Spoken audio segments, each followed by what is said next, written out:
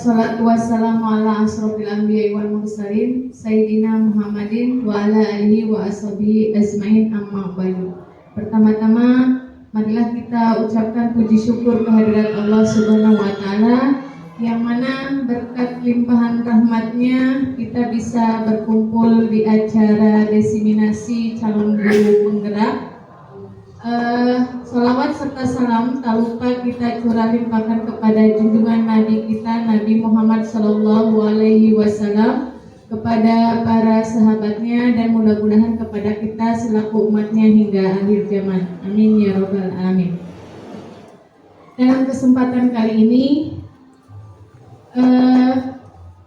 kita akan menyaksikan pemaparan dari calon guru penggerak, yaitu Saudara Bapak Angga, tentang aksi nyata modul 1.4, yaitu budaya positif, dengan tema menyebarkan pemahaman dan pengalaman penerapan budaya positif. Mudah-mudahan dengan pemaparan yang nanti akan disampaikan oleh Saudara Angga sebagai calon guru penggerak, kita semua punya pengalaman baru, ya.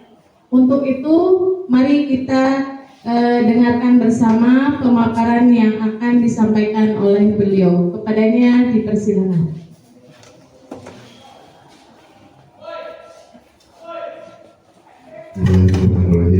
Assalamualaikum warahmatullahi wabarakatuh. Waalaikumsalam. Sebelumnya saya punya pantun. Saya bacakan dulu ya pantunnya. Cakep. Belum. Ambil kayu untuk membuat meja. Cakep. Kayu dipahat dengan ragum. Sebelum presentasi dibuka, saya ucapkan Assalamualaikum. Waalaikumsalam warahmatullahi wabarakatuh.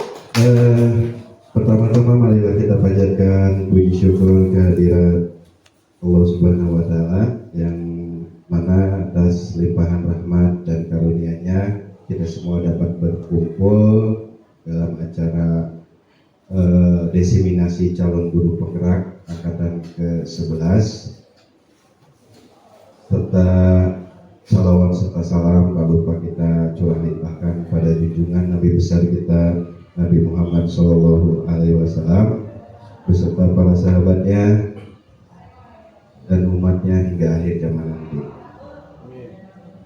Pertama saya ucapkan terima kasih kepada Bapak Ibu Guru yang terhormat, yang sudah menyempatkan dan meluangkan waktu untuk mengikuti atau membantu dan mendukung saya secara pribadi dalam melaksanakan tugas yang diamanahkan ke saya, yaitu desiminasi atau pengibasan mengenai modul 1.4, yaitu budaya positif. Saya ucapkan selamat datang pada Bapak Ibu guru hebat. Mudah-mudahan di kesempatan kali ini kita dapat berkolaborasi, saling mendukung demi menciptakan lingkungan positif, diawali dengan penerapan disiplin positif di lingkungan sekolah kita. Dalam disiplin positif ini atau budaya positif ini ada beberapa komponen atau konsep yang diterapkan dari ilmu yang saya dapatkan selama mengikuti pendidikan guru penggerak. Dari beberapa komponen yang saya dapatkan ini ternyata saling berkaitan, dan ternyata apa yang kita lakukan di sekolah ini termasuk ke dalam hal yang sudah klasik, sudah masuk zaman kolonial sebetulnya, gitu. Namun sebelumnya saya di sini berdiri di sini, mohon maaf, bukan saya menggurui atau saya sok pintar gitu Bapak Ibu, mohon maaf. Di sini saya hanya berbagi pengalaman, berbagi ilmu yang pernah saya dapatkan selama mengikuti pendidikan guru penggerak. Kita coba berbagi ya Bapak Ibu, sharing-sharing saja dalam sesi kali ini. Komponen atau konsep yang pertama dalam budaya positif itu perubahan paradigma belajar. Apa maksudnya perubahan paradigma belajar ini? Kita cenderung melakukan pembelajaran yang seperti zaman kolonial. Jadi teacher center lah gitu. Sedangkan di IKM sekarang, implementasi kurikulum merdeka itu dituntut untuk student center. Jadi siswa yang aktif menggunakan apa yang mereka punya, apa yang mereka bawa dengan pembelajaran yang berdiferensiasi. Artinya kita tidak boleh lagi menyeragamkan siswa-siswa tersebut atau menganggap kemampuan siswa tersebut itu sama. Jadi harus ada pengelompokan. Contoh kasus misalkan ada golongan A, B, C dari klasifikasi kemampuannya. Si A itu kemampuan yang high, B itu kemampuan yang medium, C itu yang low gitu. Tapi ketika pemberian nilai itu konsepnya sama, cuman bobot dari misalkan soal atau tes sumatifnya itu berbeda. Si A itu harus menyelesaikan 15 jawaban yang benar misalkan. Kalau si B cukup 10, kalau si C cukup 5, tapi nilainya hampir sama. Nah itulah pendidikan yang berkeadilan sebetulnya, yang memerdekakan murid sebetulnya. Nanti kita kupas lebih jauh lagi, kita bedah dulu konsep-konsepnya. Yang kedua ada disiplin positif. Berikutnya ada kebutuhan dasar manusia. Lalu berikutnya ada motivasi perilaku manusia. Kemudian ada posisi kontrol restitusi. Kemudian ada keyakinan kelas. Dan terakhir ada segitiga restitusi. Dari tahapan yang dipaparkan di depan ini sebetulnya saling berkaitan dan berurutan menurut apa yang saya dapatkan dari pendidikan guru penggerak yang lalu gitu, yang sedang berjalan ini, khususnya di modul 1 dari mulai 1.1 filosofi Ki Hajar Dewantara, kemudian ada nilai-nilai guru penggerak 1.2, lalu ada 1.3 itu kemarin sempat kita berdiskusi bersama mengenai visi guru penggerak yang notabene sebetulnya itu menjadi salah satu indikator untuk membuat visi sekolah.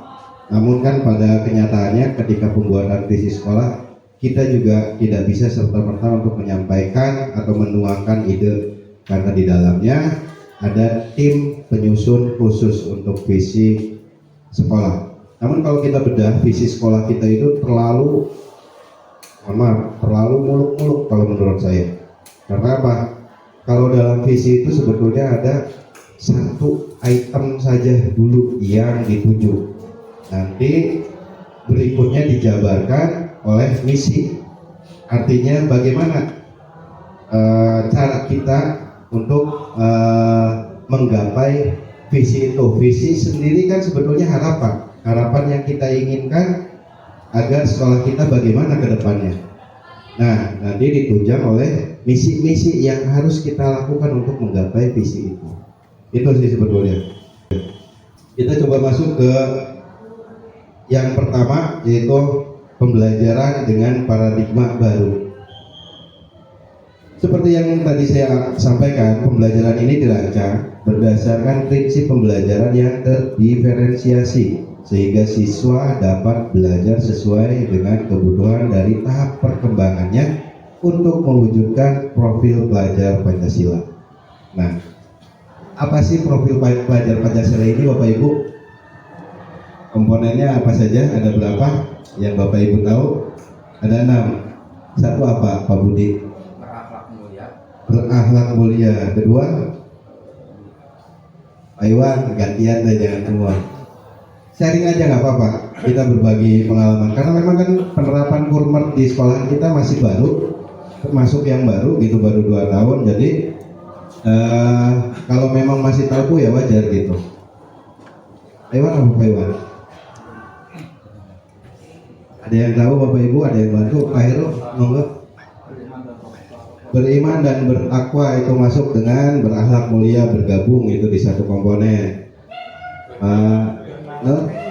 Bernalar kritis, betul.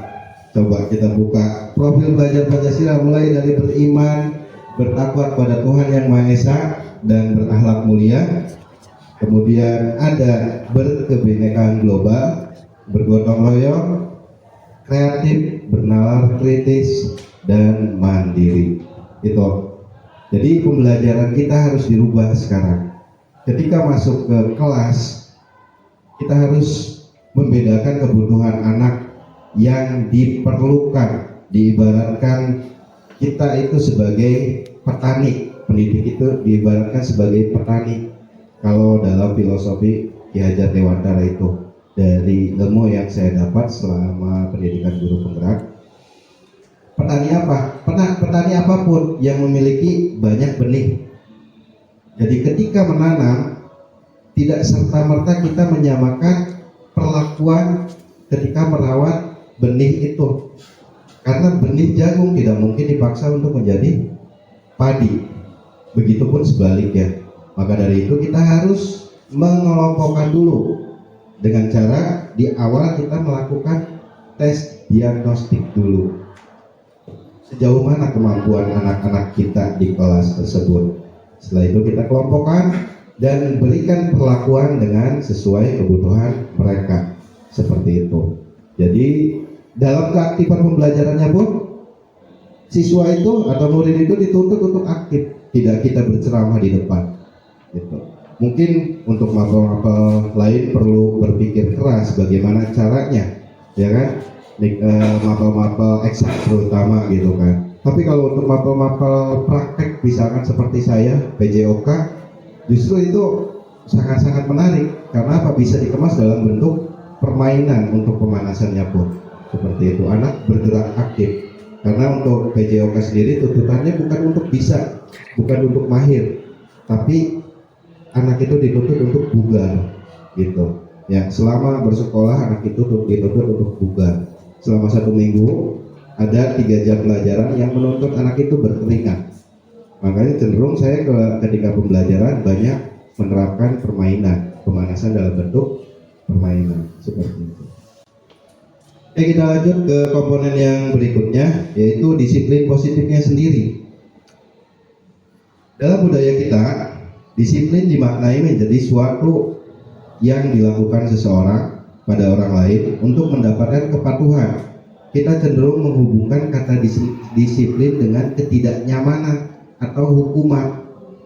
Jadi kita cenderung ketika mendisiplinkan anak pasti ada punishment, ada hukuman. Karena itu yang sudah tergambar atau terimplementasi ke dalam diri kita. Apa yang kita dapatkan selama atau sepanjang masa sekolah itu perlakuan seperti itu. Akhirnya itu yang terimplementasi ke siswa-siswa kita selama ini. Ternyata dalam pendidikan ini saya baru tahu cara penanganan murid itu tidak serta-merta dengan punishment atau konsekuensi. Ada bagian akhir tadi, ada segitiga restitusi, ada tahapan-tahapannya. Walaupun untuk kasus-kasus tertentu, ketika menangani kasus-kasus yang memang sudah menyangkut ke kriminal lah, misalkan seperti itu sudah tidak bisa sebetulnya. Tapi untuk kasus-kasus yang masih wajar yang terjadi di sekolahan, itu bisa menggunakan segitiga restitusi. Nanti coba kita bedah. Lalu berikutnya, sebagai pendidik, tujuan kita adalah menciptakan anak-anak yang memiliki disiplin diri sehingga mereka bisa berperilaku dengan mengacu pada nilai-nilai kebajikan universal dan memiliki motivasi intrinsik bukan ekstrinsik.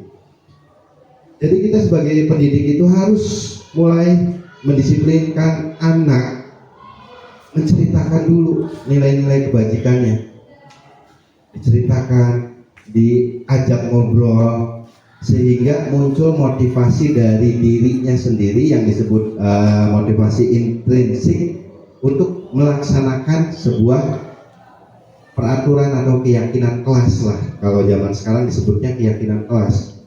Jadi peraturan yang ada di sekolah ini menurut saya untuk nanti penerapan IKM yang baru di tahun depan tidak serta-merta peraturan yang sudah ada.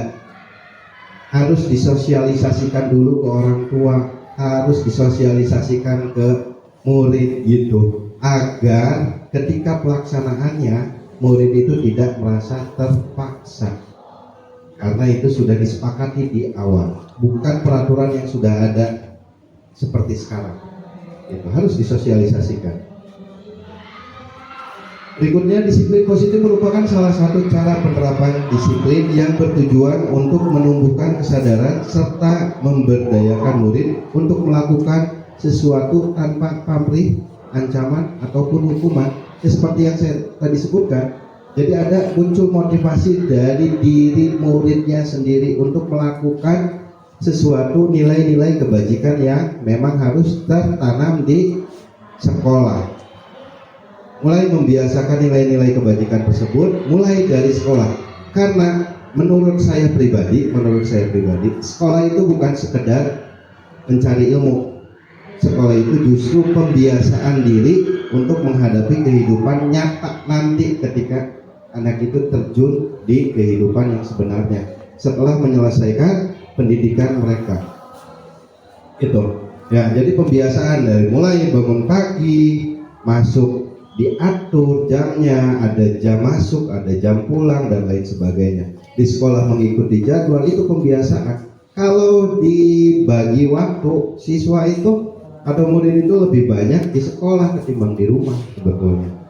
Ya, dari 7 hari itu 5 hari di sekolah dengan durasi waktu yang panjang, kecuali anaknya yang senang melek mungkin. Jadi waktu di rumahnya panjang.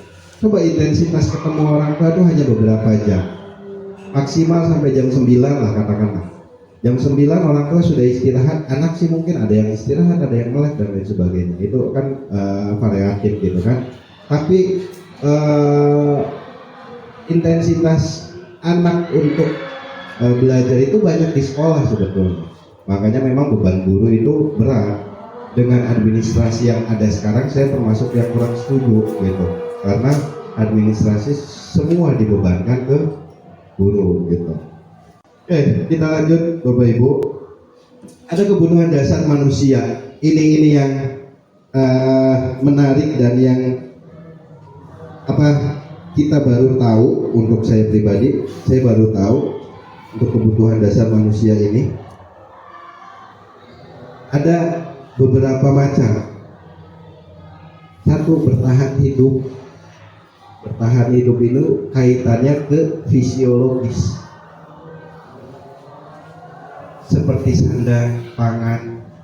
Itu cara manusia untuk bertahan hidup. Ya, kita harus memahami dulu tahapan demi tahapan sebelum kita melakukan atau nanti menerapkan perlakuan kepada anak-anak yang memang membutuhkan perhatian dari kita. Kemudian ada kasih sayang. Ini mulai dari poin 2 sampai poin 5. Ini terkait ke psikologis. Apa sih ya? Sesuatu yang dia ingin dapat secara psikologisnya, bukan secara kebutuhan dia, kebutuhan hidupnya. Lalu yang berikutnya ada penguasaan. Oke, kasih sayang dulu. Kasih sayang kan banyak anak-anak yang terkendala karena memang urusan keluarga, tidak dapat perhatian dari keluarga dan lain sebagainya, datang ke sekolah banyak pikiran dan lain sebagainya. Akhirnya itu yang tidak memfokuskan dia untuk belajar di sekolah. Ya, kemudian rasa ingin diakui, akhirnya di sekolah mencari perhatian dengan perilaku yang kurang berkenan di mata dia pribadi, sebetulnya mengakui di mata teman-temannya, apalagi di mata guru. Sebetulnya seperti itu. Kemudian ada penguasaan. Anak-anak SMA di lingkungan kita, terutama kan SMA, itu cenderung ingin divalidasi setiap apapun yang dia lakukan, ingin mendapatkan pengakuan. Setiap apa yang dia lakukan, setiap apa yang dia berbuat selalu ingin diakui, dia ingin menjadi yang terbaik. Siapapun itu, mungkin ada rasa-rasa lain yang coba membatasi perilaku mereka. Sebetulnya secara individu, nalurinya dia itu ingin berkuasa, ingin diakui di mata teman-temannya, minimal teman-teman sekelasnya. Kemudian kebebasan. Nah ini anak zaman sekarang kan susah sekali diatur. Karena apa? Anak zaman sekarang lebih cenderung diberikan pilihan ketimbang diatur. Tinggal kita bagaimana cara menggambarkan ke anak tersebut. Ini loh, kalau misalkan kamu memilih jalan A, nanti akan seperti ini. Kalau kamu memilih yang B, kamu akan seperti ini. Biarkan mereka untuk memilih, biarkan mereka untuk bertanggung jawab untuk menanggung resikonya. Berikutnya kesenangan. Nah ini kesenangan itu kepuasan. Anak-anak cenderung ketika diberikan hal atau sesuatu yang menyenangkan, mereka akan termotivasi. Nah, maka dari itu kita harus pahami dulu 5 kebutuhan dasar manusia ini sebelum kita memberikan perlakuan ketika ada siswa-siswa yang bermasalah. Kemudian ada motivasi perilaku manusia. Motivasi merupakan dorongan yang timbul pada diri seseorang secara sadar maupun tidak sadar untuk melakukan suatu tindakan dengan tujuan tertentu. Nih, seperti yang tadi saya sebutkan di awal, menghindari ketidaknyamanan dan hukuman. Munculnya motivasi itu akan salah satunya penyebabnya ini. Murid melakukan disiplin diri karena takut akan hukuman. Jadi murid itu akan melakukan satu aturan ketika dia merasa takut. Nah itulah motivasi ekstrinsik. Untuk yang kedua ini sebetulnya sama dengan yang pertama, masih motivasi ekstrinsik. Murid melakukan disiplin diri karena ingin mendapatkan imbalan. Ini terkait dengan penghargaan. Dalam pendidikan yang saya dapatkan, ternyata penghargaan itu kurang baik Bapak Ibu. Jadi kita memberikan reward dan punishment itu sebetulnya kurang baik. Karena apa? Munculnya dari luar. Yang diharapkan ini poin yang ketiga, motivasi yang munculnya itu menghargai nilai-nilai kebajikan diri sendiri. Murid melakukan disiplin diri karena sadar akan nilai kebajikan dirinya. Jadi muncul dari diri sendiri. Tugas kita menggali motivasi tersebut agar muncul dalam diri murid tersebut. Jadi bukan karena penghargaan atau hukuman dia takut akan hukuman, tapi memunculkan karakter si murid tersebut. Lanjut ya Bapak Ibu ya. Nanti pertanyaannya di akhir saja, dan saya berharap sih sebetulnya nggak ada yang bertanya gitu. Nah, konsep disiplin yang gagal. Ini dikatakan konsep disiplin yang gagal. Ada 3. Yang pertama, konsep dengan hukuman.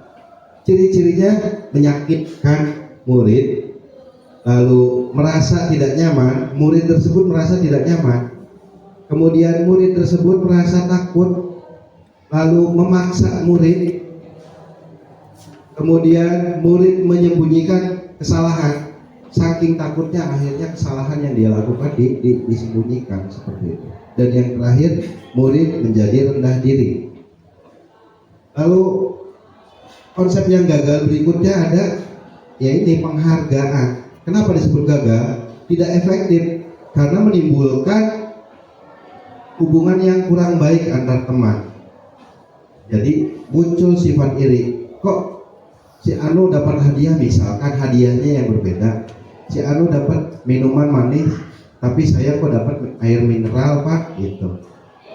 Kok tidak sama? Sedangkan kan kita disesuaikan dengan kondisi kita keuangan mungkin ketika memberikan reward. Tidak serta-merta kita setiap waktu memberikan reward dengan jenis yang sama. Lalu apa? Mematikan kreativitas. Jadi yang termotivasi siswa-siswa tersebut saja, siswa-siswa yang apa ya namanya, nggak ganti-ganti lah gitu istilahnya. Selalu yang itu, tidak memunculkan motivasi dari siswa-siswa yang lain. Menghukum dengan sistem ranking. Dalam IKM ini kan tidak ada rankingan sebetulnya. ya kan, tidak dicantumkan juga rankingnya. Maka dari itu kan ada klasifikasi atau sekarang disebutnya apa, KKTP ya Pak Aris ya.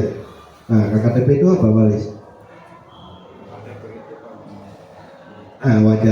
Wajar kita masih baru ya. Nah ini salah satu penerapan segitiga restitusi. Jadi ada validasi tindakan yang salah gitu ya. Jadi dianggap wajar karena kita baru Pak, nggak apa-apa. Oke. Yang terakhir, merampas hak menghargai dirinya sendiri. Lalu yang disebut konsep disiplin gagal itu ya ini konsekuensi, tapi ini sudah sebagian mengarah ke hal positif. Kenapa? Ada penguatan karakter dari konsep konsekuensi ini. Penguatan karakter walaupun jangka pendek. Kemudian masih perlu ada monitoring berkelanjutan, selalu dimonitor konsekuensinya dijalankan tidak gitu. Lalu ini ada apa ya namanya, sebab dan akibat, nah gitu, ada stimulus dan respon. Kemudian ada murid menghormati peraturan, iya menghormati, tapi menghargai tidak, menjalankan tidak, hanya sekedar menghormati mungkin. Lalu kehilangan waktu untuk merenungi kesalahan. Konsep disiplin yang seperti apa yang diharapkan dalam implementasi kurikulum Merdeka ini? Nah, konsep disiplin yang menggunakan pendekatan restitusi. Restitusi yang seperti apa Bapak Ibu? Nah, inilah pengertian restitusi. Kita mulai masuk ke tindakan. Kacamatanya boleh dipakai Pak Restu kalau nggak kebaca. Ya. Restitusi sendiri itu proses menciptakan kondisi bagi murid untuk memperbaiki kesalahan mereka, sehingga mereka bisa kembali pada kelompok mereka dengan karakter yang lebih kuat. Artinya sebetulnya kita sudah melaksanakan untuk beberapa guru yang mungkin apa ya, tipikal mengemong. Sebetulnya sudah dilaksanakan, cuman mungkin teorinya belum tahu. Nah, teorinya baru muncul sekarang. Nah, teorinya ini teori restitusi.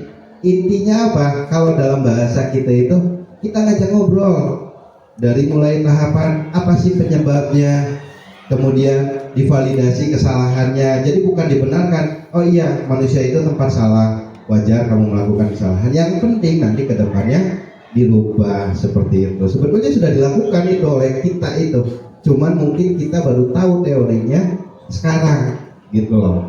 Itu. Nah, ciri-ciri restitusi sendiri itu apa?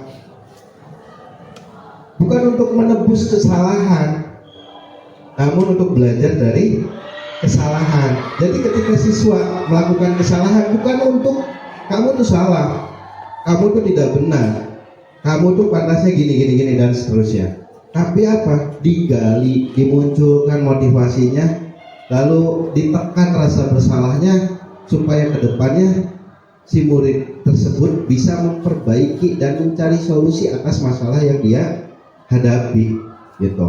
Lalu berikutnya memperbaiki hubungan. Kemudian ada tawaran, bukan paksaan, tawaran, pilihan. Kamu mau bagaimana setelah seperti ini? Setelah ini kamu mau melakukan apa untuk menebus kesalahan misalkan gitu. Ya. Kemudian kita menuntun untuk melihat ke dalam diri dan menguatkan motivasi mereka hingga karakternya muncul. Karena apa? Murid itu kalau dulu diibaratkan katanya kertas kosong, bayi yang lahir itu diibaratkan kertas kosong. Ternyata filosofi Ki Hajar Dewantara tidak seperti itu Bapak Ibu. Anak bayi itu diibaratkan kertas yang sudah ada tulisannya namun samar-samar. Tugas kita sebagai guru, sebagai orang tua hanya tinggal menebalkan goresan-goresan yang sudah ada, tapi bukan kertas kosong. Itu ternyata. Cuman kan kita cenderung tidak literasi, tidak membaca mengenai filosofi Ki Hajar Dewantara. Itu sebetulnya. Padahal sudah dari dulu. Sementara kan Ki Hajar Dewantara berapa puluh tahun yang lalu hidup. Kita baru tahu, saya juga baru tahu kok ada apa ya, deskripsi mengenai murid itu, bahwa murid itu seperti kertas buram yang samar-samar. Yang saya tahu anak kecil atau murid ya diibaratkan kertas kosong. Itu kan peribahasa yang kita dapatkan. Namun sebenarnya tidak seperti itu. Kita lanjut Pak. Nanti kalau ada pertanyaan di akhir saja. Ini perbedaan contoh kasus siswa selalu telat dalam mengumpulkan tugas. Ada hukuman, ada konsekuensi, ada restitusi. Silakan Bapak Ibu cermati. Kalau hukuman cenderung guru itu marah ketika siswa tersebut tidak mengumpulkan tugas atau telat mengumpulkan tugas, sehingga membuat siswa tersebut menjadi takut. Ya, yang dilakukan, tindakan yang dilakukannya adalah guru menghukum murid tersebut dengan hormat bendera 15 menit misalkan. Itu yang terjadi kan dalam kenyataannya, yang sudah terjadi di lingkungan kita. Hanya beberapa yang melaksanakan sebetulnya restitusi. Ada yang sudah melaksanakan, cuman kita belum tahu teorinya. Kalau konsekuensi, guru tegas sehingga murid menghormatinya. Hanya menghormati, tapi Bapak Ibu tidak menghargai, ya, untuk dilaksanakan. Tindakannya apa? Guru mengarahkan murid tersebut untuk mengerjakan tugas yang belum dikerjakan tersebut di jam istirahat. Itu konsekuensi. Mungkin ada keyakinan kelas yang belum tepat sebetulnya, karena keyakinan kelas itu berbentuk positif. Tidak boleh ada kata jangan membuang sampah sembarangan, itu nggak boleh Pak. Setelah saya dapatkan gitu ya, apalagi setelah kemarin mau Prakarja, itu yang ada tulisan jangan-jangan tuh sticky note-nya pada dilepas. Dari 18 sticky note yang tertempel hanya 2 yang tersisa, jadi jawabannya benar gitu. Ya, walaupun tidak dikasih nama, tidak ditunjuk siapa yang salah gitu kan. Tapi dari 18 pernyataan hanya 2 keyakinan yang betul pada saat kemarin mau Prakarja itu. Lalu yang tepat bagaimana? Ya ini pakai konsep restitusi. Guru terbuka sehingga murid menghormati guru tersebut dan dirinya sendiri. Akhirnya guru melakukan tindakan menanyakan keyakinan kelas terlebih dahulu. Makanya tugas kita sebelum masuk ke kelas membuat keyakinan dulu, membuat kesepakatan kelas. Bila mana terjadi ke depannya hal-hal yang di luar nalar atau ada yang melanggar keyakinan kelas, apa yang harus kita lakukan? Disepakati munculnya dari murid, bukan dari kita. Jadi sanggupnya murid seperti apa? Gitu. Dan membantu menyelesaikan masalahnya. Kita lanjut Pak, agak sedikit estafet. Ini ada 5 posisi kontrol. Ini untuk apa ya? Untuk kita bercermin. Ada gambar di sana, gambar kecil. Gambar apa Pak Aris kira-kira? Kita membersihkan sampah. Lebih ke perlakuan ini. Sosok kita sebagai seorang guru itu sebagai apa itu biasanya? Itu lagi memerintahkan. Sebagai apa buatan? Mengatur. Jawaban Anda salah. Sebagai penghukum. Ya, sebagai penghukum. Betul. Ada beberapa karakter yang memang sebagai penghukum. Mengapa? Karena karakter dia, bawaan si guru itu yang mungkin temperamen dan lain sebagainya, idealis. Ketika ada yang berbuat kesalahan cenderung memberikan hukuman. Ya, ada lagi, coba. Apa buat itu? Mendidik. Adalah bukan itu. Yo, tebak-tebakan deh. Saya pasang gambar sengaja. Pada apa? Memarahi. Pero membuat rasa bersalah. Kamu itu salah loh. Jadi yang digali oleh si pembuat rasa bersalah ini perasaan-perasaan bersalah, tindakan-tindakan salah si murid tersebut. Ya. Lalu ada lagi. Karena saya PJOK, saya ngambilnya gambar guru yang bawa duit. Apa ini? Teman. Guru sebagai teman.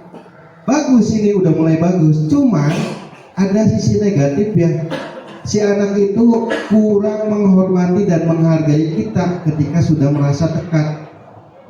Jadi ketika dengan siswa itu, dengan murid itu, kita harus tetap membatasi, menjaga profesional kita. Jangan serta-merta bisa disepelekan oleh siswa. Kemudian apa Bapak Ibu? Ayo tebak-tebakan gambar ini. Yang benar dapat goceng. Menonton ngegoceng balik 10 kali gocap. Memantau, lebih cenderung memantau. Nanti kita coba ada contoh kasusnya biar lebih jelas. Yang diharapkan di implementasi kurikulum Merdeka ini ya ini yang terakhir Pak, sebagai dari gambar, gimana? Mendidik. Manajer bisa menempatkan diri secara profesional, bisa mengayomi siswa itu sebagai among, ya. Jadi apa ya, karakter kita muncul di depan siswa. Kita coba, ada nggak ya? Ini gambaran penerapan 5 posisi kontrol tadi untuk penghukum. Ini contoh kasusnya, murid tidak memakai pakaian olahraga saat pembelajaran. Ya, mohon maaf karena saya PJOK, jadi saya ngambil contohnya untuk pakaian olahraga. Seorang penghukum bisa menggunakan hukuman fisik maupun verbal, dari perkataan ataupun tindakan dia menghukum, bukan untuk menyadarkan tapi untuk membuat jerah. Sebetulnya kata-kata yang biasa keluar salah satunya yaitu patuhi aturan saya atau awas, itu kan cenderung seperti itu Bapak Ibu. Kalau penghukum, coba kita ke bagian yang kedua, membuat rasa bersalah. Pada posisi ini biasanya guru akan bersuara lebih lembut. Membuat rasa bersalah akan menggunakan keheningan yang membuat orang lain merasa tidak nyaman, bersalah atau rendah diri, cenderung diem tapi sekalinya ngomong nyalahin, dan cenderung untuk meminta bantuan untuk menyelamatkan diri mereka sendiri. Nah, salah satu kata-kata yang keluar ketika terjadi permasalahan untuk si pembuat rasa bersalah ini, Bapak sangat kecewa sekali dengan kamu, menunjukkan rasa kekecewaan, ketidakpuasan dari diri beliau gitu. Nah, untuk peran guru sebagai teman, guru pada posisi ini tidak akan menyakiti murid, namun akan tetap berupaya mengontrol murid melalui persuasi. Posisi teman pada guru bisa negatif atau positif, tergantung persepsi anak dan penerapan si guru tersebut kepada anak.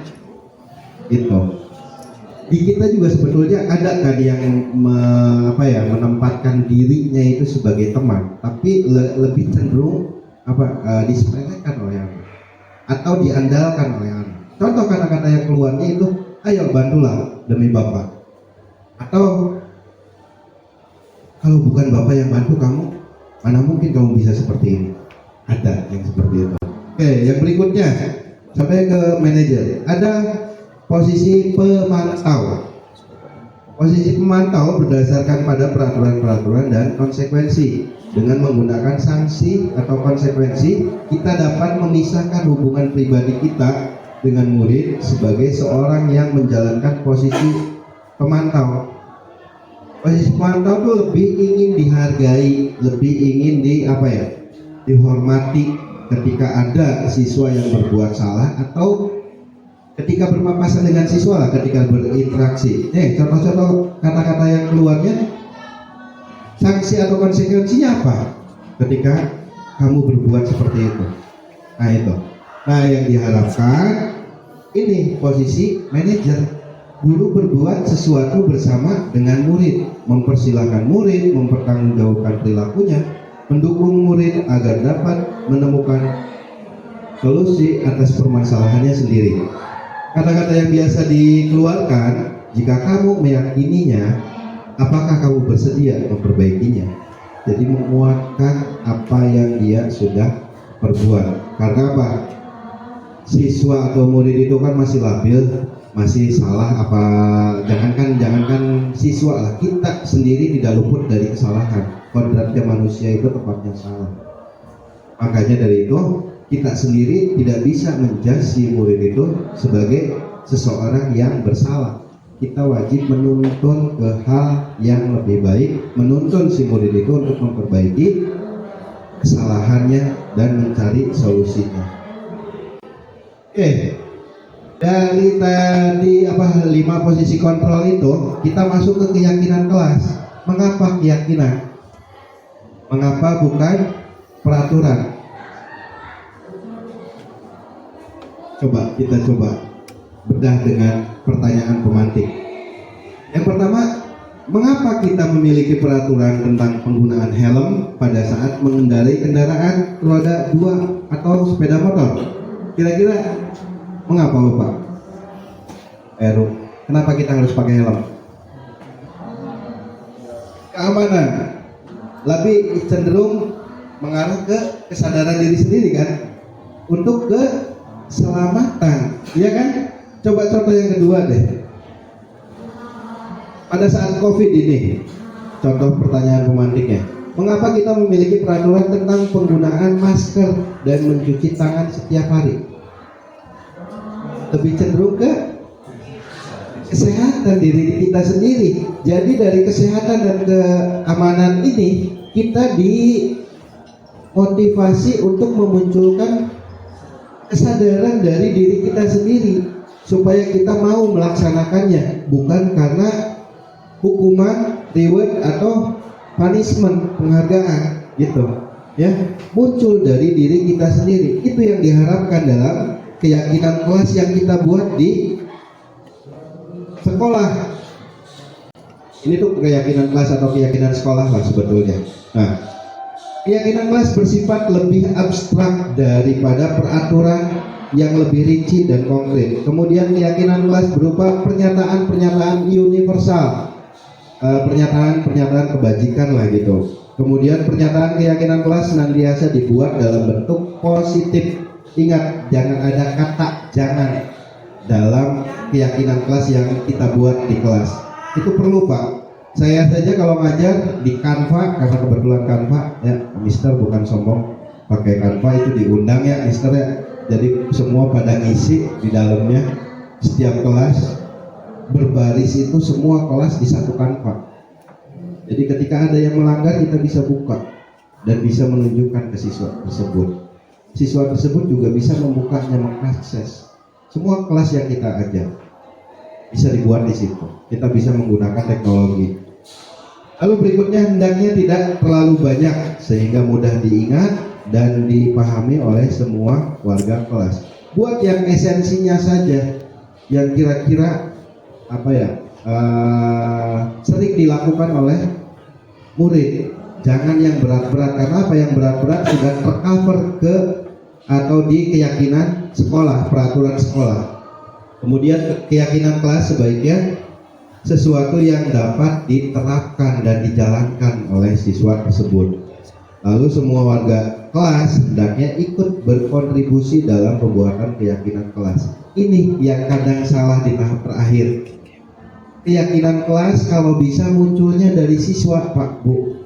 Diharapkan munculnya dari siswa, jangan dari kita tinggal mengarahkan mana yang baik, mana yang jangan. Keyakinan yang munculnya dari siswa sebetulnya, gitu. Dan nanti, kalaupun kita membuat konsekuensi boleh, tapi yang sesuai dengan mapel kita kalau bisa. Khusus untuk mapel misalkan. Kalau saya misalkan terlambat masuk ke jam pelajaran saya, konsekuensinya apa? Push up 5. Nah, push up itu hukuman, konsekuensi atau restitusi Pak Bu?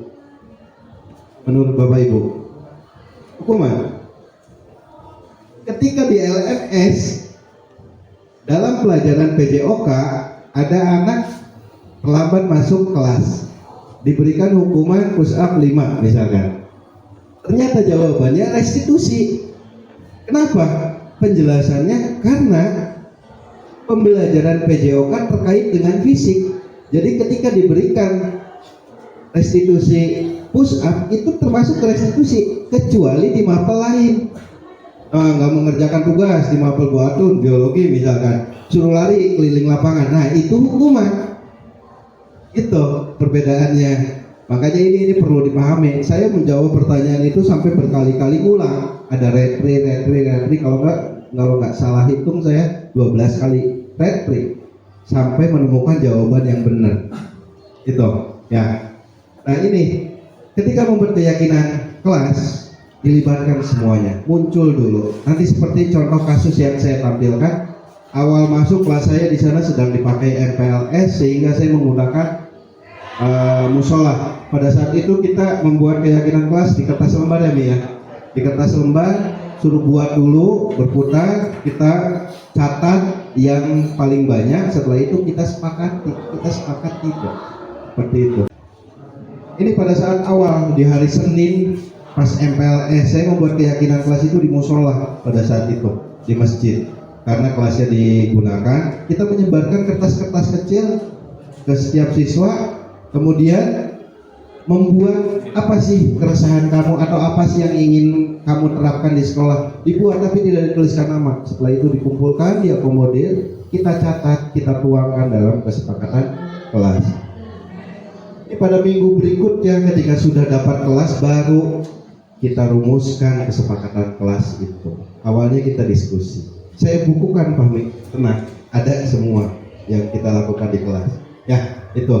Nah ini bentuk kesepakatan kelas. Coba Bapak Ibu cermati, apakah ada kata-kata negatif di dalamnya? Ada berdoa sebelum pelajaran dimulai, menjalankan piket sesuai jadwal yang ditentukan. Ini lebih ke kesepakatan kelas karena saya menjalankan kewajiban pada saat ini untuk menjadi wali kelas. Lalu berpakaian rapi, masuk tepat waktu, mengikuti pelajaran dengan baik, membuang sampah pada tempatnya, saling menghormati antar teman, menghormati guru. Tidak ada kata-kata jangan. Ternyata itu sangat berpengaruh. Gitu, ya. Lanjut Bapak Ibu, sedikit lagi. Kita ke tahapan terakhir sekarang. Nah ini gambar apa ini Bapak Ibu? Segitiga. Kita masuk ke segitiga restitusi. Ada nanti contoh video yang menggambarkan saya melaksanakan segitiga restitusi. Segitiga restitusi ada 3 tahapan. Di sisi yang pertama adalah menstabilkan identitas. Kita semua akan melakukan hal terbaik yang bisa kita lakukan. Yakinkan siswa yang membuat kesalahan itu dengan menstabilkan identitasnya dulu. Jangan sampai dia hilang arah atau malah cenderung tidak mau terbuka ke kita. Ya, di sisi berikutnya ada memvalidasi tindakan yang salah. Semua perilaku memiliki alasan. Jadi gali alasan kenapa si siswa itu melakukan kesalahan. Bukan membenarkan kesalahannya yang dia lakukan, tapi memvalidasi, mencari tahu penyebab atau alasan si siswa tersebut, si murid tersebut melakukan kesalahan. Di tahap terakhir ini kita menanyakan keyakinan. Kita semua memiliki motivasi internal. Setelah menggali alasan dari siswa tersebut, kita menuntun siswa untuk mencari solusi dan mengarahkan siswa untuk tidak mengulanginya lagi di tahapan ini. Nah, ini ada contoh kasus Bapak Ibu. Ada suaranya nggak bisa di situ? Nggak ada. Dia tahu kenapa saya panggil ke sini? Tahu Pak, Apa? karena datang terlambat. Karena datang terlambat tadi. Kenapa bisa datang terlambat? Bangunnya kesiangan Pak, Kenapa bisa bangun kesiangan? tidak memasang alarm. Tidak pasang alarm. Memang biasanya suka pasang. Memang biasanya. Biasanya Pak, Tidak ada orang lain yang membantu untuk membangunkan. Oh, tidak. Baik. Perihal itu saya maafkan. Bukan berarti untuk diulang, tapi yang namanya manusia memang tidak luput dari kesalahan. Bisa memperbaiki. Coba saya tanya, kita sudah buat keyakinan kelas kan? Keyakinan apa yang kamu lakukan tadi? Contohnya, lambat masuk ke kelas. Bukan hanya keyakinan kelas, saya juga kesepakatan sekolah yang memang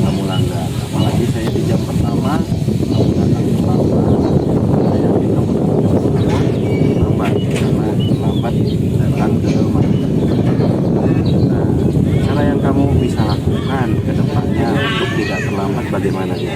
Dan memasang alarm meminta orang tua untuk membangunkan. Dengan memasang alarm dan meminta orang tua untuk membangunkan kamu lebih awal. Kamu sanggup bisa melakukannya? Kalau sanggup, berharap ke depannya untuk tidak diulangi lagi ya. Dan ini menjadikan pembelajaran kamu supaya lebih pagi karena di sekolah. Ini kewajiban kamu sebagai pelajar ya. Ya. Saja mungkin dari Bapak, sekali lagi Bapak berharap dari kamu ya. Terima kasih. Ya.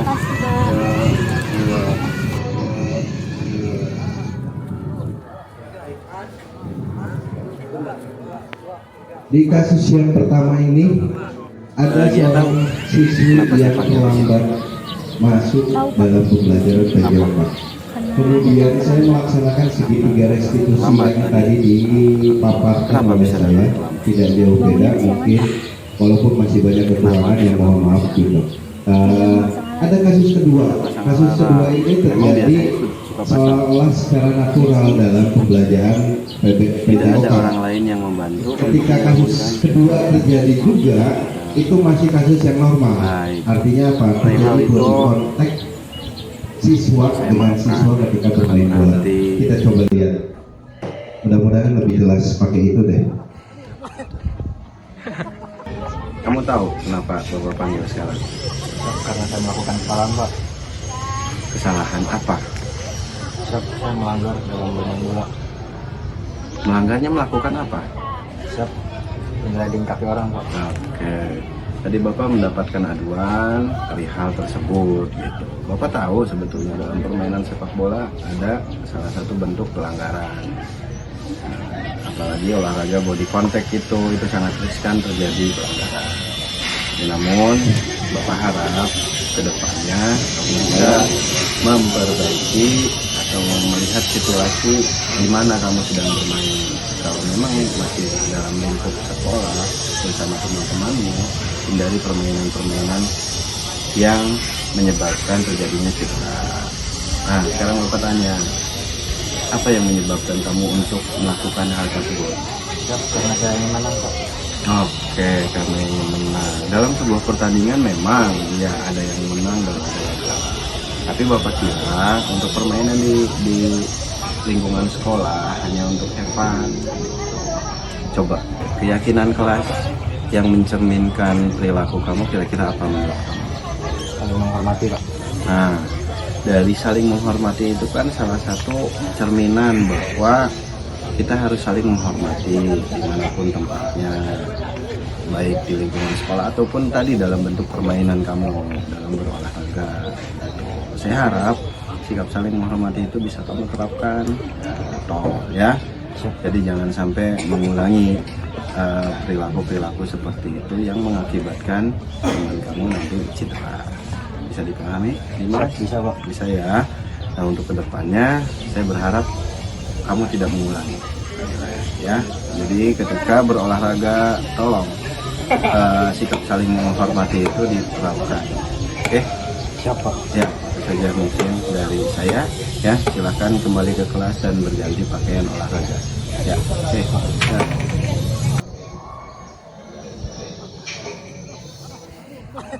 Baik, Bapak Ibu. Kamu tahu kenapa Bapak panggil sekarang? Karena saya melakukan kesalahan, Dari Pak. dua contoh kasus tersebut saya coba melakukan segitiga restitusi. Dari situ ada 3 tahapan yang saya lakukan. Melanggarnya Yang pertama, melakukan apa? menstabilkan identifikasi anak tersebut agar mau Tadi memunculkan Bapak atau mendapatkan mau aduan bercerita. perihal Setelah itu tersebut. Bapak tahu memvalidasi sebetulnya dalam yang permainan sepak bola memvalidasi ada salah satu tindakan bentuk yang pelanggaran. salah, dan terakhir itu diakhiri dengan Olahraga mencari body contact solusi dan itu sangat menuntut riskan terjadi siswa tersebut itu tidak Namun mengulangi Bapak harap kesalahan tersebut. kedepannya bisa Mudah-mudahan kita bisa memperbaiki atau melihat situasi di mana kamu sedang bermain. Kalau sekolahan kita bisa lingkup sekolah bersama bisa teman-teman menciptakan dari lingkungan yang positif dari yang budaya menyebabkan positif terjadinya cedera. ini sendiri. Nah, sekarang Bapak tanya. Lalu berikutnya yang terakhir Bapak Ibu, dalam penerapan program disiplin positif, hendaknya guru memiliki standar kepribadian, profesional, dan sosial yang baik, di mana guru mampu berefleksi pada posisi kontrolnya saat ini. Bagaimana perjalanan dirinya sebagai seorang among atau manajer yang menuntun murid menjadi insan yang mandiri, merdeka, dan bertanggung jawab. Ini menurut Standar Nasional Pendidikan. Terima kasih Bapak Ibu Guru untuk waktu yang sudah diluangkannya untuk menghadiri desiminasi calon guru penggerak angkatan 11. Saya tutup dengan pantun, mungkin Bapak Ibu, bunga mawar bunga selasih lulus gini. Ngantuk ya, warnanya cerah tiada duanya. Cukup sekian dan terima kasih. Semoga tidak ada yang bertanya. Wassalamualaikum warahmatullahi wabarakatuh.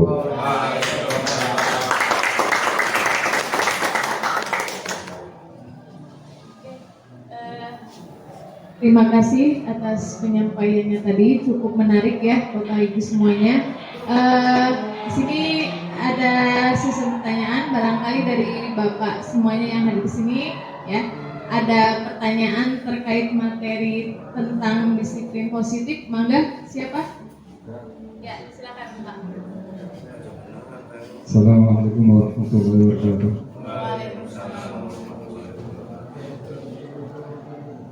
Pada dasarnya manusia itu terbagi menjadi tiga, yaitu satu, manusia yang memiliki hati yang selamat, yang kedua, manusia yang memiliki hati yang sedang sakit, dan manusia yang memiliki hati yang mati. Nah, untuk mengantisipasi anak-anak dalam kategori orang yang memiliki hati yang mati, jangankan istilahnya tidak bersentil roh, kamu bersalah, dikasih tahu saja ngeles, padahal salah. Nah itu gimana? Penerapannya seperti itu. Terima kasih.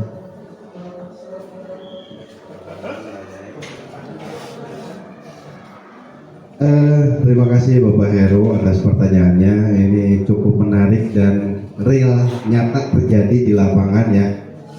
Mungkin salah satu ciri anak yang seperti itu ketika dikasih tahu manggut-manggut, tapi diajak bercerita itu tidak bercerita penuh kan, mungkin seperti itu. Pada dasarnya hatinya mati, jadi ya sudah seperti itu kelakuannya gitu kan, tidak bisa diperbaiki. Nah sebetulnya itu tugas kita, dan tahapan ini bila mana diterapkan dengan baik itu bisa apa ya, mengubah karakter si anak tersebut menjadi pemberani untuk berani untuk bercerita. Karena apa? Ada 3 tahapan Pak Heru. Ada kan tadi kita lihat ada namanya apa? Menstabilkan identitas terlebih dahulu. Kemudian memvalidasi. Kemudian ada yang terakhir itu apa? Ada yang ingat Bapak Ibu?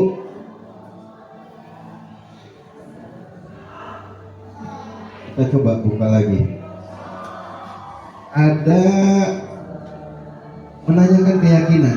Nah, ketiga tahapan ini bukan berarti dilakukan secara bersamaan dan dalam kurun waktu yang sesingkat-singkatnya, Bapak. Kita bisa melakukan proses ini dengan kebutuhan yang kita perlukan. Artinya apa? Pada tahapan yang pertama menstabilkan identitas, menurut pemahaman saya, kita coba gali saja dulu sejauh mana si anak itu dengan metode yang kita miliki atau yang biasa kita lakukan, dengan cara persuasif terutama gitu kan, supaya si anak itu berani bercerita dulu.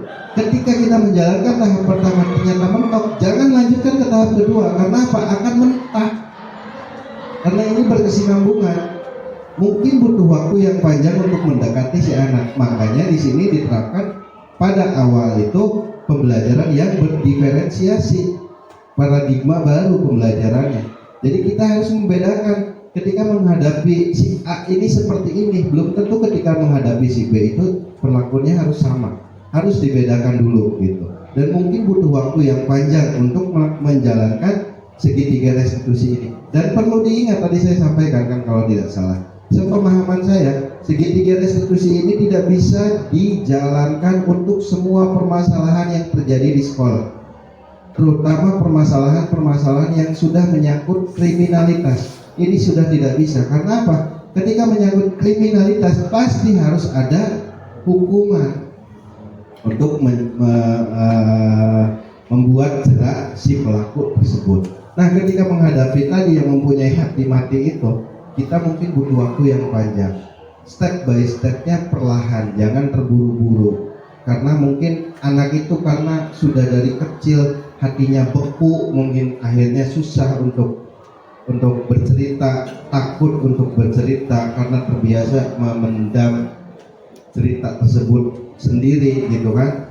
Tapi yakin, apalagi dengan wali kelasnya sendiri yang mendekati dan lain sebagainya, dengan cara-cara atau metode yang dimiliki wali kelas, saya yakinlah Bapak Ibu lebih berpengalaman.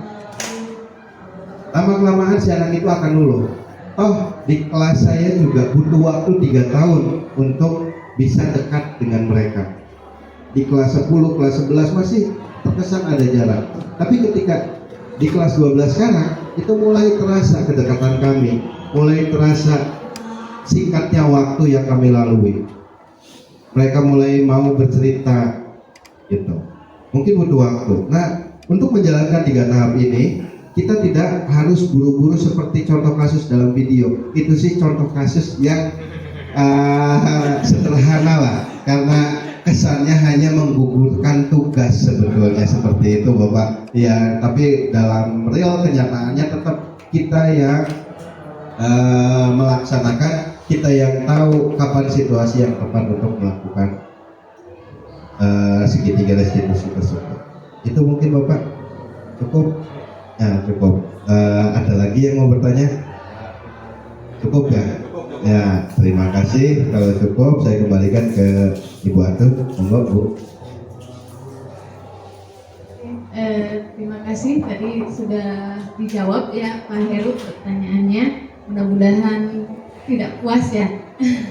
Karena tugas kita di sini sebagai pengajar ya, mudah-mudahan kita semua bisa menerapkan ya kegiatan positif ini ya, budaya positif ini di sekolah kita, sehingga sekolah kita ini mencerminkan pelajar-pelajar yang baik ya, serta bertanggung jawab. Dan mudah-mudahan kita sebagai pengajar terus menggali ilmu pengetahuan ya, agar kita bisa mengikuti perkembangan zaman ini.